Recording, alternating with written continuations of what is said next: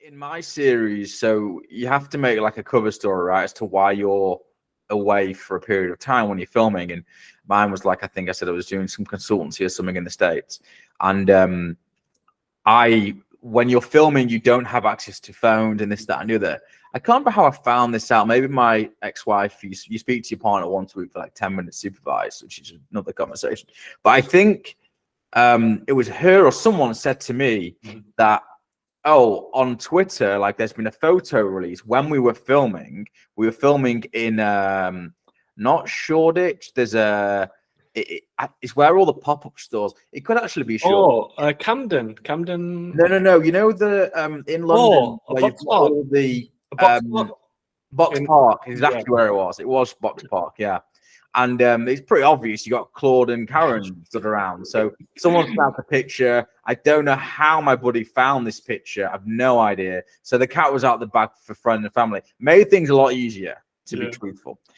Then, of course, when it's on air, I recall the Wednesday night, I think it was, if I'm not mistaken, or is it Thursday night, whatever night it's on, and sit down to watch it. Now, I always say to people, you are one half of a team. So there's Team A split into two and Team B split into two. So there's effectively 4 different stories going on per episode, right? 4 different things. And you're only seeing one. So I'm seeing 25% of the 75% of activity generally. And even with that 25%, I don't know how they're going to skew it and this, that, and the other. So really, I'm watching a completely warped reality of that I've kind of been involved in, but at the same time I haven't. So it's kind of new to me too. But I remember watching it with friends and family. My phone was blowing up because in that first episode I was kind of painted as the villain, right? Which you don't know this, right? Yes, it's all narrative, isn't it? You don't know the narrative. Editorial discretion. Absolutely, you know the narrative. The narrative was that I was the villain at the time. So I'm looking at my phone and Twitter goes and says, "You're trending. Do you want to?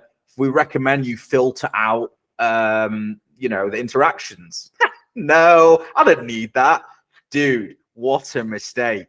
Oh my word! I wasn't watching any of the show. I was just seeing fat bastard and square eyes but like relentless, dude. Like her conveyor belt relentless. I remember that night going to bed or in bed, and my brain is just I can't even. It's not like just overdrive, like just energy, like things like just whirring around. Yeah. And then there was nothing for a couple of days, right? There was no like, all right, there might have been an interview there, but nothing really. I went out the Saturday night following into the center of Manchester, and again, I didn't think anything was going to happen. I don't know why, but I just didn't think of anything was going to happen. And if you get 6 million, 7 million people watch this show, it's a lot of people. And then I say to people, if you go to say a restaurant, say it's 1 in 10 people watch the show as a whole. But in a restaurant, you take out then people that will be under the age that would be there and people that will be over the age, and you see the median. It might be 1 in 5, 1 in 6 people in that restaurant watch that show. Well, that's a lot of people. If you think about there's like, I don't know, 40 tables of people, and do the maths, 8, 9 tables might. And the weird thing is, they think they know you from somewhere. Yes. You're not like David Beckham, right? Where they know instantly, oh, that's who it is.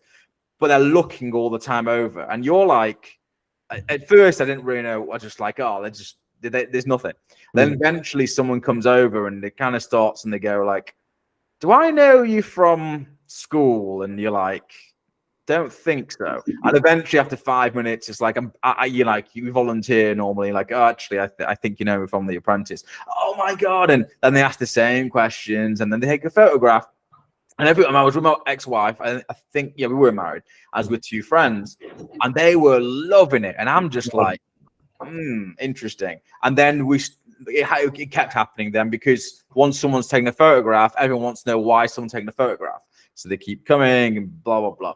And then we're walking around the streets of Manchester after that, and people are just walking up to me and asking, it's bizarre. And that was like in the first week, was it? That was first week. Bloody hell. First week. And then I would say I was on the show for equivalent of 8 weeks or 2 months of the show of screen time. And then, so that would have taken us, I think, November, December. And I don't think it properly wore off for 6 months after. I think for 6 months after, it was still crazy.